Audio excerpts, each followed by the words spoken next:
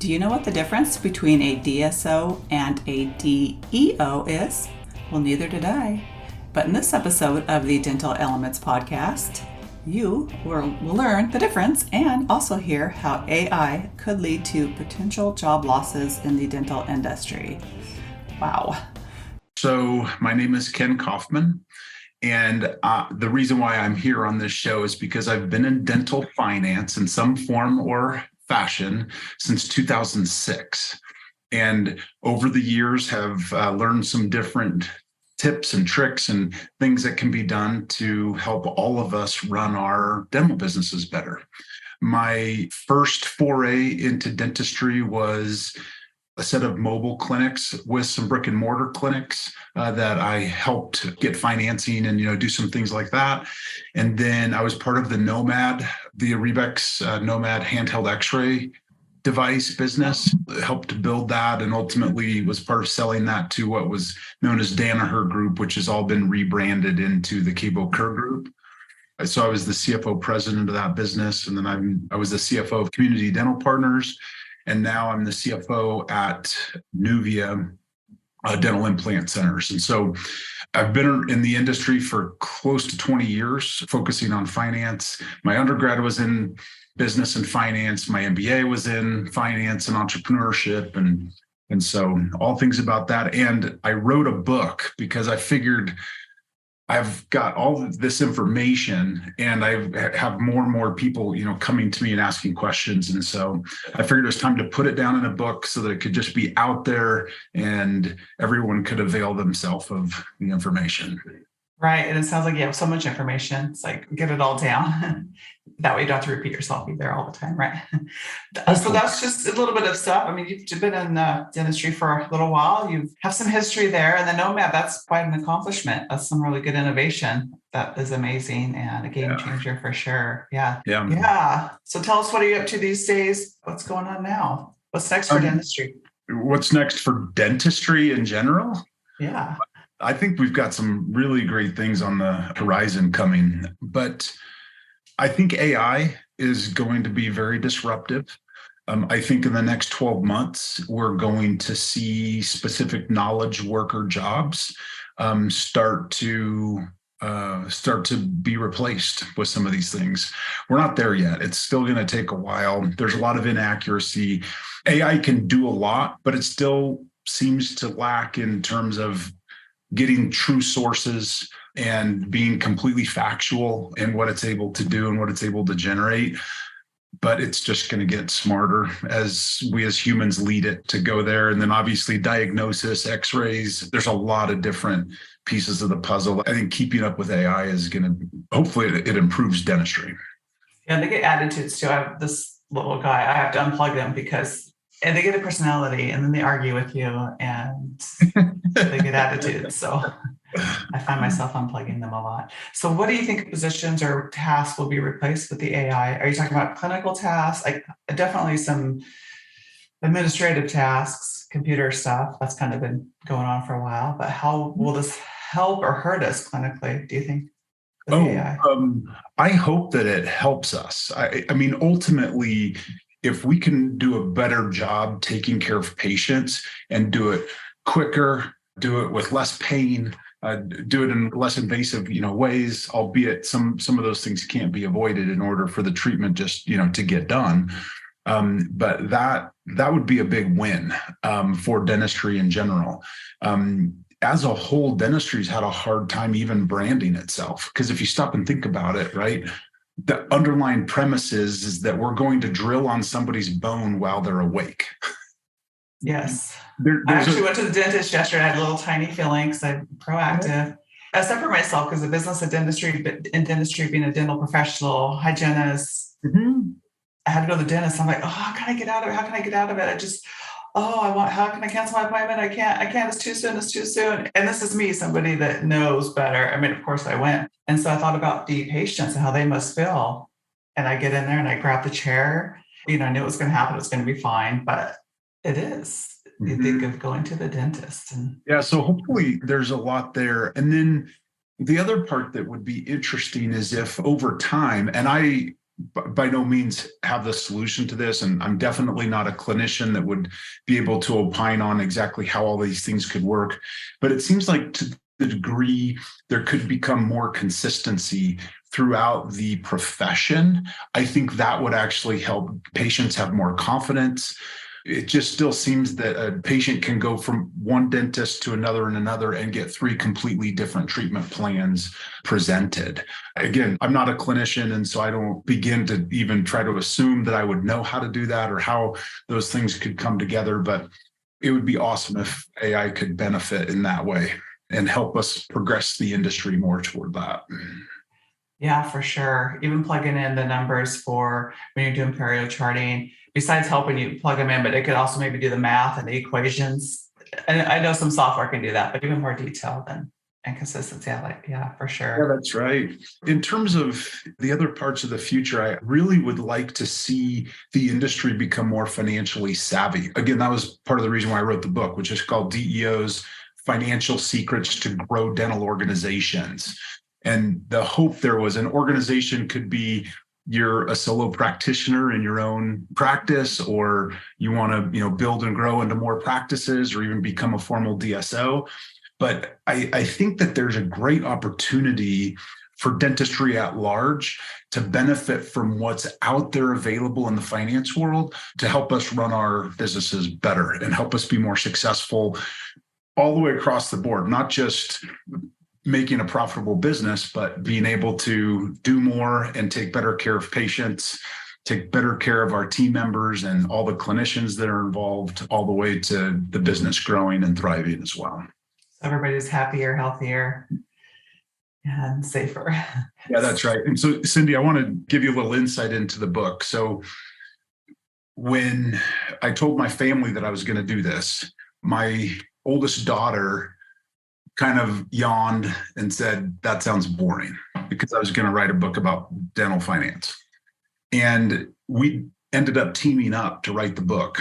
And what she did was she did some great research, and I kind of helped her with some elements, but she created a fictional character named Julia, who is a dentist.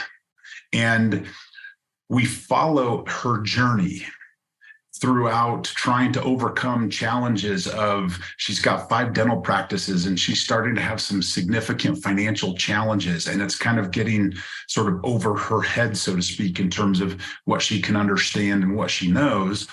And so what happens is you watch Julia's journey go through, and then I weave in these finance concepts that help her overcome these challenges and problems that she's having as she's trying to run 5 dental practices and figure out how to grow even beyond that.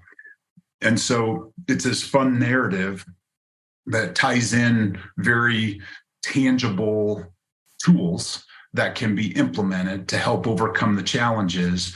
And so far, it's been received, I think, fairly well. I've had a lot of dentists reach out and say, how did you get in my head and figure out what I was thinking? I love that. I read a book about money, and it can be dry, and it's hard to focus and highlight everything. So with the story, it makes it so much better, and you put yourself in their shoes, and I love it. I love that you did it that way. And so it's called DEOs Financial Secrets. Financial Secrets. To grow dental organizations. To grow dental organizations. And there's one other piece. As we go through the book, the goal was to identify what we call the 9 required clarity tools to grow a dental organization, and all these financial secrets that are embedded in all of that.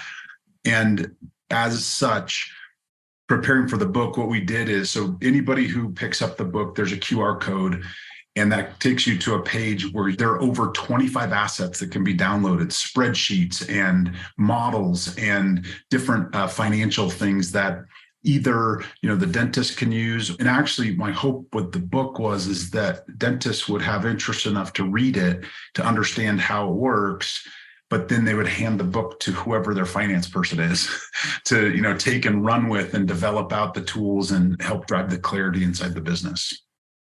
Yeah, that's fantastic. So tell us a little bit more about DEO, and what does that mean and what does that stand for? Oh, yeah. The DEO is a group It stands for Dentist Entrepreneur Organization.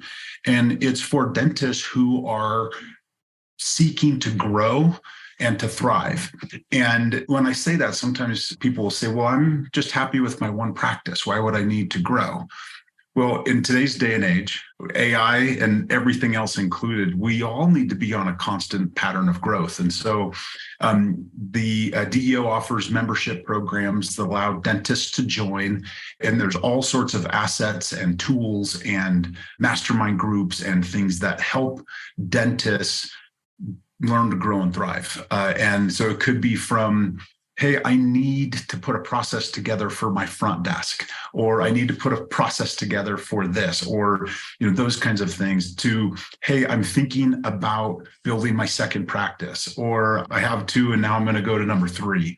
And then there are some groups that have dozens. I think there are a few groups that have over 100 dental practices actually that they are supporting from a DSO perspective. And so it brings together kind of all of these great minds and gives great opportunities. And the DEO every year does their annual Growth Summit, which is coming up in June 8th through 10th in San Diego. It's a great event. And Cindy, I don't have it right with me, but I can get you a discount code for your listeners if anybody'd like to go. But it's an industry-wide event. Anybody can attend. And the speakers are going to be phenomenal this year. Great content for anybody that's just looking to grow. And again, I have to put air quotes around that because it's not, if you just want to have your one practice and be a solo practitioner and do your thing, great. There's nothing wrong with that. But there are ways still you can grow your mindset. And if you're not growing, you're dying, right? Yeah. No matter what, anything. See more patients and deliver more treatment and all of those kind of things. Okay, that's fantastic. Plus San Diego in June. It's nice. Some sunshine. It's never bad weather there. Exactly. It's for everybody in the dental profession. Yeah. So it's not only for dentists. Great. That's right. Yeah.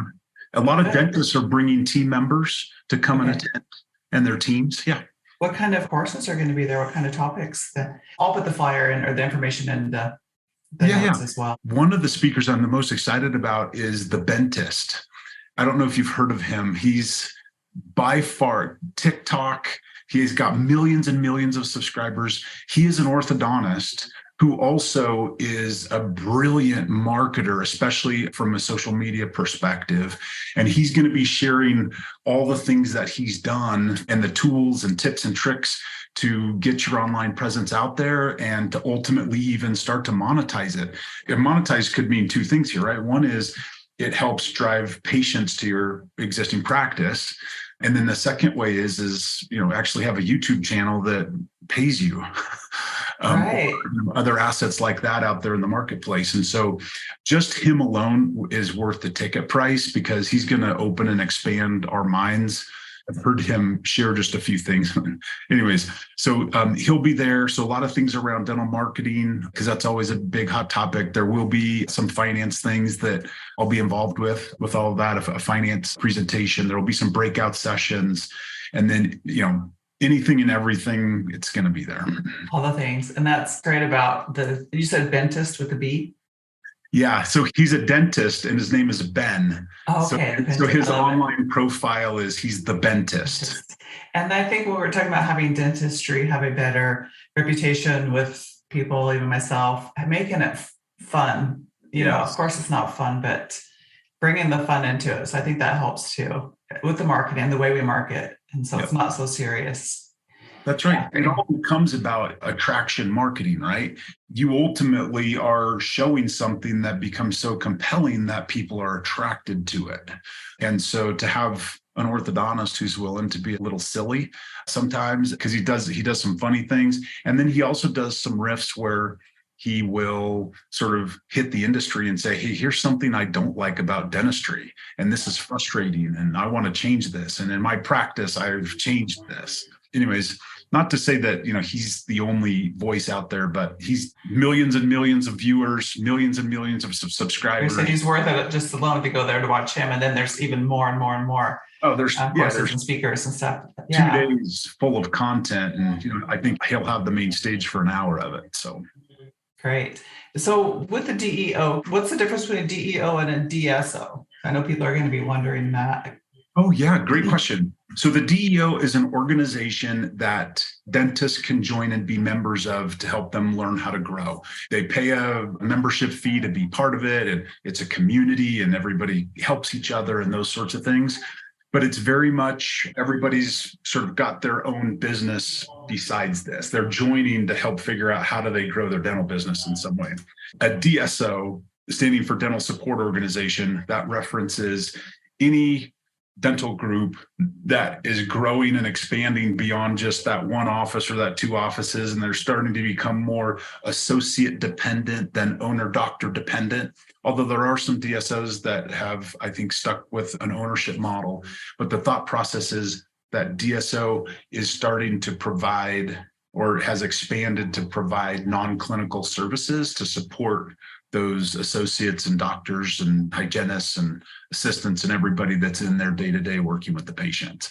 And it could be something as simple as, hey, we've just centralized doing your accounting and the HR functions, or perhaps at some point a call center is developed, or there's some joint marketing resources put together to support a group of practices.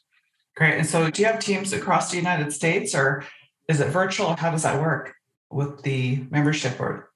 Oh, yes. Actually, it's international. There are people in other countries that have joined and been a part of various elements of it, but it is primarily in the United States. There are some Canada and, like I said, some other countries. And most everything is done via online. So, Zoom calls and mastermind groups that are done on Zoom and those sorts of things. And then there are 5 events per year. One of them is this growth summit that the DEO does, and it's industry-wide. Anybody can go. The other 4 are exclusive just to the members. And those are on site, Chicago. I'm flying out tomorrow to Denver for the one that's happening in April. So. Okay, great. So I like that. So you still could get the support. Like you said, if you're happy with your one practice and you want to grow, you can get the support. You don't have to branch out and buy all these other offices, or you don't have to get too big. You can do what's comfortable for you with the support, because we all need support. We all need coaches. We all need help. And I can, sort of even give a little more color to that when I say that dentists are really smart people. They obviously had to be smart to go through school and get into dental school, and then some even go to residency and specialize and all those sorts of things.